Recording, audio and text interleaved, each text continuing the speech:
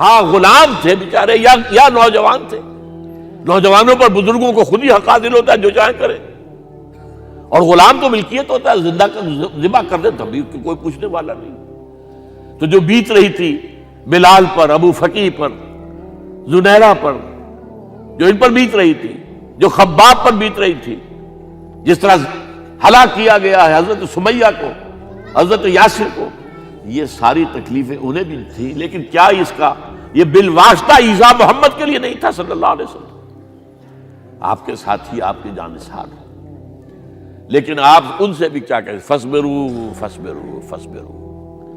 جب ابو جہل بدترین ٹارچر کر رہا تھا حضرت سمیہ اور حضرت یاسر کو رضی اللہ تعالی عنہما، آپ کے علم میں ہے کیسی کیسی ٹارچر کی ہے.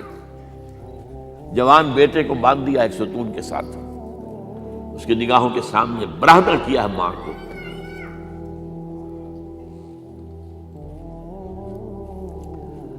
ہاتھ میں ایک مورتی ہے. جب تنگ آ گیا، ستا کر تنگ کر کے مار مار کے حضرت سمیہ ٹس سے مس نہیں ہو رہی.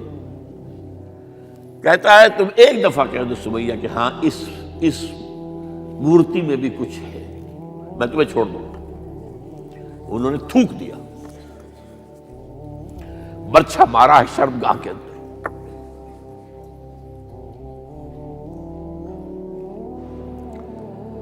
کتنی تکلیف پہنچی ہوگی حضور کو. لیکن آپ گزر رہے، اصبروا یا آل یاسر فإن موعدکم الجنہ. اے یاسر کے گھر والوں صبر کرو، تمہارے استقبال کی تیاریاں ہو رہی ہیں جنت میں. یہ سیرت کوئی بناتا سناتا ہے، یہ سیرت. یاسر کے ساتھ کیا کیا ہے؟ 4 اونٹ نر سانڈ، اور ان کے ساتھ رسے باندھ کر ایک رسے سے ان کا ایک بازو باندھا، ایک سے دوسرا بازو، ایک سے ایک ٹانگ دوسرے سے دوسری ٹانگ. انہیں دوڑایا ہے کہ پرکھتے اڑ جیسے قسم کے. یہ دین ایسے ہی قائم نہیں ہوا. عدل و انصاف کا نظام ٹھنڈے ٹھنڈے قائم نہیں ہوتا، گھر میں آرام سے بیٹھے ہوئے قائم نہیں ہوتا.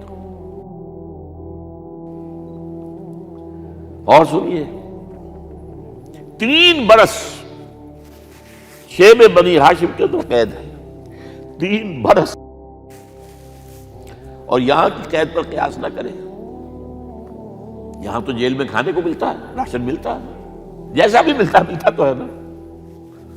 اور لیڈروں کے لیے تو class A class B class ہے.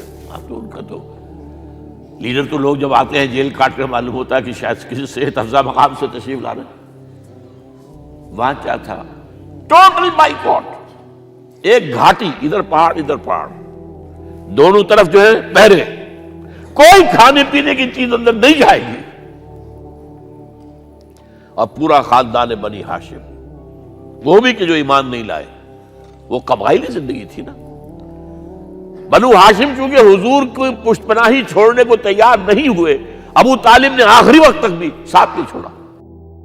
ہاں آخری وقت کے قریب ایک بات ہو گئی تھی. ایک مرتبہ تو ہوا کہ وفد آیا ہے قریش کا کہ اپنے بھتیجے کو روک لو، وہ ہمارے معبودوں کی توہین کرتا ہے. ابو طالب نے بلایا اور آپ سے کہا کہ یہ کچھ اپنے رویے کو بدلے. آپ نے فرمایا چچا جان، اب تو چاہے یہ میرے ایک ہاتھ پر سورج اور دوسرے پر چاند رکھ دے، میں اپنے اس مشن کو چھوڑ نہیں سکتا. یہ ہے استقامت. اور ابو طالب کے عین انتقال کے وقت جو معاملہ ہوا، جب وفد آیا ہے کہ ٹھیک ہے اب ہمارا جو ہے صبر کا پیمانہ لبریز ہو گیا ہے، اب ٹھیک ہے آ جاؤ میدان میں، تم بھی ساتھ چھوڑنے کو تیار نہیں ہو. ابو طالب نے بلایا، بھتیجے مجھ پر اتنا بوجھ نہ ڈالو جو میں برداشت نہ کر سکوں.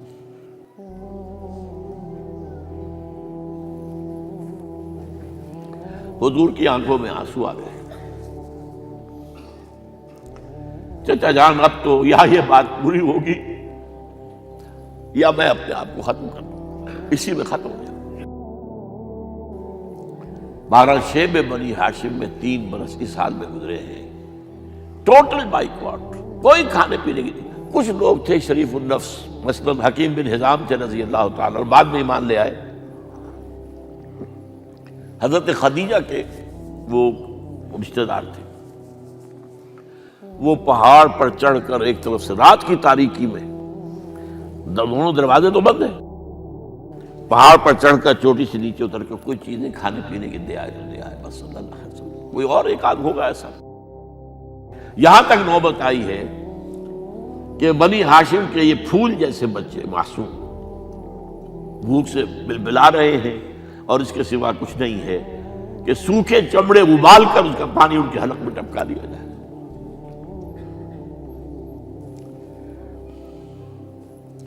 اور جو ہوا وادی طائف میں، جب مکے والوں نے فیصلہ کر لیا کہ آپ قتل کر لو، ابو طالب بھی فوت ہو چکے ہیں، اب کوئی اندیشہ نہیں، کوئی خانہ جنگی شروع نہیں ہوگی، کوئی انٹرا ٹرائبل وار نہیں ہوگی، تو آپ طائف گئے ہیں۔ شاید وہاں کے 3 سردار تھے بڑے، اور یہ طائف اصل میں قریشی کا سمجھیے کہ یہ ان کا گرمیوں کا یہ صحت افزا مقام تھا۔ یہ تمام جو سردار تھے مکے کے، ان کی جائیدادیں وہاں تھی، باغات تھے، اور وہاں کے بھی 3 سردار تھے، تو شاید ان میں سے کسی کو اللہ توفیق دے دے۔ وہاں گئے ہیں اور صرف ایک ساتھ ہیں، حضرت زید بن حارثہ، حضرت ابو بکر بھی ساتھ نہیں، سائے کی طرح ساتھ رہنے والا بھی ساتھ نہیں تھا۔ وہاں جا کر جو آپ نے تینوں سے بات کی ہے، تینوں نے وہ باتیں کہی ہیں جو کلیجے کو چیر جائیں۔ تمہارے سوا کوئی اللہ کو نہیں ملا تھا رسول بنانے، جاؤ چلے جاؤ۔ ایک کہتا ہے فوراً چلے جاؤ یہاں سے، اس لیے کہ ہو سکتا ہے کہ تم سچے ہو تو کہیں میں تمہاری توہین نہ کر دوں، اور یہ بھی ہو سکتا ہے تم جھوٹے ہو تو جھوٹے کو میں منہ نہیں لگانا چاہتا۔ 3 دن کی یہ سختی، اور اس میں کیا ہو رہا ہے، اسٹریٹ ارچنز جو کہلاتے ہیں ہمارے یہاں، ٹھوکرے گلیوں کے، انہیں اشارہ کر دیا ذرا ان کی خبر لو، اب وہ پتھراؤ کر رہے ہیں۔ جیسے ہمارے ہاں کوئی آ جاتا ہے، کوئی نیم پاگل یا کوئی اور کسی طرح کا مست قسم کا آدمی، اور اس کے اوپر چھوکرے چاروں طرف ہوں اور ستا رہے ہوں، یہ نقشہ تھا، اور طائف کی گلیاں تھیں، اور محبوب رب العالمین تھے۔ ادھر سے پتھر آ رہے ہیں تو زید بن حارثہ رکاوٹ بن گئے ہیں، لیکن پیچھے سے آ رہے ہیں، وہ کیسے روکیں گے؟ پیچھے جاتے ہیں تو ادھر سے آ رہے ہیں۔ جسم لہو لہان ہے، خون رس رس کر زخموں سے جوتیوں میں آ کے جم گیا ہے۔ پھر وہاں سے آپ نکل کر گئے ہیں، ایک باغ میں تھوڑی سی پناہ لی ہے تھوڑی دیر کے لیے، جوتے بڑی مشکل سے اترے ہیں، خون جمع ہوا، اور وہ جو پھر دعا نکلی ہے آپ کے، وہ کلیجے کو چیر جانے والی ہے۔ اللہم الیک اشکو ضعف قوتی وقلت حیلتی وحوانی علی الناس، اے اللہ تیری جناب میں فریاد لے کر آیا ہوں، اپنی قوت کی کمی کا، اپنے وسائل کی کمی کا، اور لوگوں میں جو رسوائی ہو رہی ہے، الی من تکلنی الی بعید یتجہمنی او الی عدو ملکت امری، مجھے کس کے حوالہ کر دیا ہے، مجھے دشمن کے حوالے کر دیا جو چاہے میرے ساتھ کر گزرے۔ فریاد ہے کہ نہیں؟ بڑی زوردار فریاد ہے، بڑی زوردار، لیکن پھر مقام عبدیت کا ظہور ہوتا ہے۔ ان لم یکن علی غضبک فلا ابالی، اے اللہ اگر تو ناراض نہیں ہے، مجھے اندیشہ یہ ہو گیا کہ کہیں تو ناراض تو نہیں ہو گیا ہے، کہیں تو نے میرا ساتھ تو نہیں چھوڑ دیا ہے، اگر تو ناراض نہیں ہے تو مجھے کوئی پرواہ نہیں، جو ہو سو سر تسلیم خم ہے جو مزاج یار میں آئے۔ واپس آئے ہیں تو مکے میں داخل نہیں ہو سکتے تھے، وہاں تو قتل کا فیصلہ ہو چکا، باہر ہی آپ نے ڈیرا لگایا، زید بن حارثہ کو بھیجا، فلاں شخص کے پاس جاؤ کہ تم اگر امان میں لے لو محمد کو تو محمد آ جائیں، میں تو میری یہ پوزیشن نہیں ہے، میں قریش کے مقابلے میں امان نہیں دے سکتا۔ دوسرے کے پاس بھیجا، اس نے بھی کچھ ایسے جواب دے دیا۔ تیسرے کے پاس جب گئے حضرت زید، مطعم بن عدی، اس نے کہا ٹھیک ہے، میں امان دیتا ہوں محمد کو، وہ آ جائے مکے میں۔ حضور سے آگے کہا، حضور نے فرمایا نہیں جا کر کہو، آ کر لے کر جا۔ کیوں؟ کیا پتا اچانک جو ہے میرے داخل ہوتے ہی کوئی مجھ پر حملہ کرے، قتل کر دے۔ وہ تو یہ کہہ سکے کہ ہمیں کیا پتا تھا کہ موتیم نے جو ہے امان دی ہے، I never knew it۔ اب یہ قبیلے کے اندر یہ ہوتا تھا کہ ایک نے امان دے دی، سب کی طرف سے امان۔ لہذا حضور نے فرمایا آ کر لے کر جاؤ۔ وہ اپنے 6 بیٹوں کو ہتھیار سجا کر لے کر آیا ہے اور پھر لے کر گیا حضور کو، کہتا ہوا گزر رہا ہے راستے میں، لوگوں سن لو محمد میری امان میں ہے صلی اللہ علیہ وسلم۔ اس لیے آپ کو مکے کے اندر پھر 2.5 سال مزید رہنے کا موقع ملا ہے، اور اتنا بڑا احسان آپ نے مانا پھر موتیم بن عدی کا کہ غزوہ بدر میں جب 70 اسیر تھے قریش کے حضور کے پاس، تو آپ نے فرمایا تھا کہ اگر آج موتیم زندہ ہوتا اور وہ سفارش کرتا تو میں ان سب کو چھوڑ دیتا بغیر کسی فدیے کے۔ بہرحال یہ چند باتیں میں نے آپ کو بتائی، باقی تو یہ کہ غار ثور ہے کیسی کیسی، اور پھر غزوہ بدر سے پہلے کی رات ہے، اور وہ آپ کا زندگی کا طویل ترین سجدہ ہے اس میں، جہاں تک یہ الفاظ بھی آپ نے کہہ دیا، اللہ اگر کل یہ جو 313 یہاں جمع ہیں اگر یہ ختم ہو گئے تو پھر قیامت تک تیرا نام لینے والا کوئی نہیں ہوگا، میں آخری رسول اور میری یہ 15 برس کی کمائی ہے۔ اس پر کہا حضرت ابوبکر نے، وہ پہرےدار کی حیثیت سے کھڑے تھے، کہ حسبک حسبک حضور بس کیجئے بس کیجئے۔ بہرحال بدر ہے، احد ہے، زخمی ہوئے ہیں، دندان مبارک شہید ہوئے ہیں، خون اتنا بہا ہے کہ بے ہوش ہو گئے ہیں، اور خبر اڑ گئی ہے کہ آپ شہید ہو گئے۔ یہ سب کچھ، اور سب سے بڑھ کر حمزہ کی لاش سامنے آئی۔ کیسی لاش؟ ناک کٹی ہوئی ہے، کان کٹے ہوئے ہیں، پیٹ چاک کر کے کلیجہ چبایا ہوا ہے۔ کس طرح برداشت کیا ہوگا آپ نے؟ اپنے اوپر تاری کر کے دیکھیں، یہ حمزہ کون ہے؟ چچا ہے، دودھ شریک بھائی ہے، خالہ داد بھائی ہے، ساتھ کا کھیلا ہوا ہمجولی ہے، اور اس کی لاش ہے۔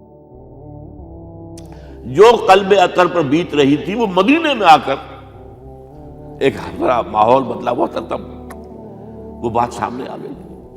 جب آپ مدینے واپس تشریف لائے ہیں تو ظاہر بات ہے کہ زیادہ انصار کے لوگ تھے جو شہید ہوئے تھے۔ بدر میں مہاجرین تو میرے خیال ہے 1/4 تھے نمبر کے اندر، 3/4 تو انصاری تھے۔ اسی طریقے سے احد کے اندر معاملہ ہے، تو مختلف گھروں سے عورتوں کے بین کرنے کی آوازیں آ رہی تھی، اس لیے کہ اس وقت تک بین کرنا حرام نہیں قرار دیا گیا تھا، ممنوع نہیں تھا۔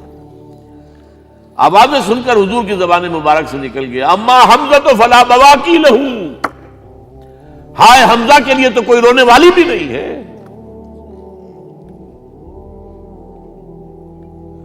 اس پر پھر صحابہ نے، انصار نے اپنے ہاں کی خواتین کو حضرت صفیہ کے ہاں بھیجا، وہ سگی بہن تھی، وہاں انہوں نے جا کے یہ بھی تعزیت کی بہن کی۔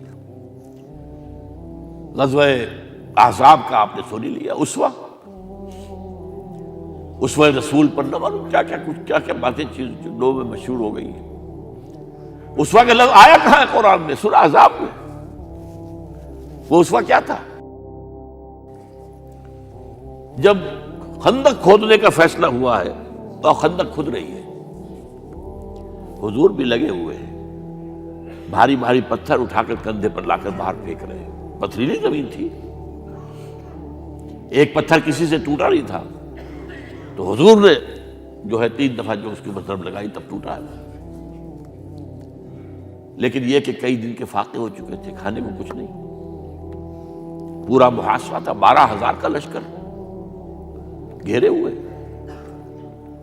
یہاں تک کہ آپ کو معلوم ہے کہ گھروں کے اندر بیت الخلا تو نہیں ہوتے، باہر جاتے تھے قضاء، اس کا کوئی امکان نہیں۔ شدید ترین آزمائش جو ہوئی ہے اس کا نتیجہ ایک طرف یہ نکلا کہ منافقین کا نفاق ان کی زبانوں پر آ گیا۔ قرآن مجید میں ہے یہ، انہی آیات میں ما وعدنا اللہ ورسولہ الا غرورا، ہمیں تو اللہ اور اس کے رسول نے دھوکہ دے کے مروا دیا۔ ہم سے کہا تھا کہ قیصر و کسریٰ کے خزانے تمہارے قدموں میں آئیں گے، اور حال یہ ہے کہ اب رفع حاجت کے لیے باہر نہیں جا سکتے، کھانے کو کچھ نہیں۔ اس وقت کچھ صحابہ آئے ہیں حضور صلی اللہ علیہ وسلم سے، دیکھیے فاقے سے کمر دوہری ہوئی جا رہی ہے، ہم نے اپنے پیٹوں پر پتھر باندھے ہوئے، چادروں کے ساتھ پتھروں کسا ہوا تاکہ کمر سیدھی رہے۔ حضور نے اپنا کرتا مبارک اٹھا کر دکھایا، 2 پتھر بنے ہوئے۔ یہ ہے اسوہ، یہ ہے آپ کی سنت، آپ کا اسوہ حسنہ۔ لیکن اس اسوہ حسنہ سے فائدہ کون اٹھا سکتا ہے؟ لقد کان لکم فی رسول اللہ اسوۃ حسنۃ لمن کان یرجو اللہ والیوم الآخر وذکر اللہ کثیرا۔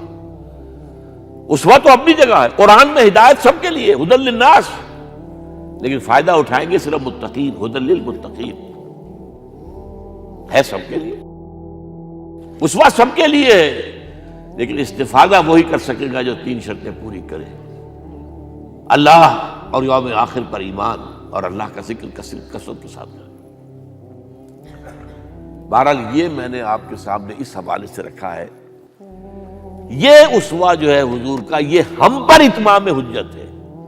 دیکھیے نوٹ کیجئے، پوری نوع انسانی پر اتمام حجت، اسلام کا نظام عدل اجتماعی جو قائم کر کے دکھا دیا، حجت قائم ہے۔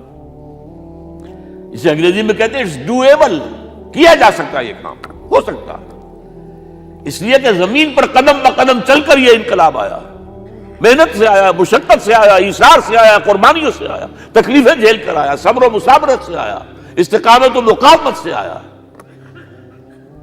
یہاں پر معجزوں کی کار فرمائی نہ ہونے کے برابر ہے۔ یہاں دھوپ سے بچانے کے لیے کوئی اللہ نے صاحبان نہیں دیا، ظل اللہ علیکم الغمام، اور بھوک سے بچانے کے لیے من و سلوہ نازل نہیں ہوئے۔ غزوہ تبوک میں ایسا بھی ہوا ہے کہ 3 مجاہدین کا 24 گھنٹے کا راشن ایک کھجور، ایک نے منہ میں رکھی، کچھ چوس لی، کچھ گلوکوز چلا گیا اس میں سے، دوسرے کو دے دی، اس نے چوس لی، پھر تیسرے کو۔ من و سلوہ نازل نہیں ہوئے۔ محنت، مشقت، ایثار، قربانی، صبر، مصابرت، استقامت، مقاومت، یہ ہے اسوہ رسول۔